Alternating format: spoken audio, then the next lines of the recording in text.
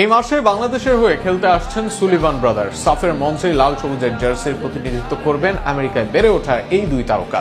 এমন খবর নিশ্চিত করেছেন বাফুফের সহ সভাপতি ফাহাদ করিম।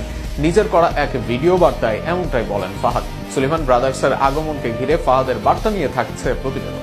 কিছুদিন আগেই নিজেরাই দিয়েছিলেন ইঙ্গিত। সুলিভান ব্রাদার্স জানিয়েছিলেন শিগগিরই বাংলাদেশে আসবেন তারা।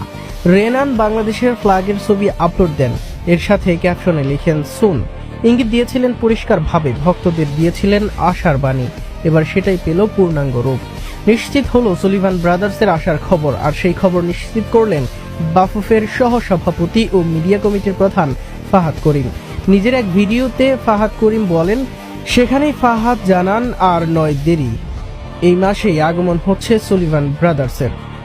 সাফ অনূর্ধ্ব 20 আসরের জন্য অনেক প্রবাসী ফুটবলারদের আগমনের কথা রয়েছে। এর মাঝে নতুন করে বাফুফে থেকে কথা বলা হয়েছিল 5 জনের সাথে। সেই 5-এর মাঝে আগে জানিয়ে দেওয়া হয়েছিল সুশ্রত মণ্ডলের নাম, তবে এবার জানানো হলো আর 2 ফুটবলারের নাম। তারা আর কেউ নন, রেনান ও ডেকল্যান সুলিভান। ইতিমধ্যে এই 2 জনের জন্ম নিবন্ধনের কাজ শেষ হয়েছে বলে জানান ফাহাদ করিম।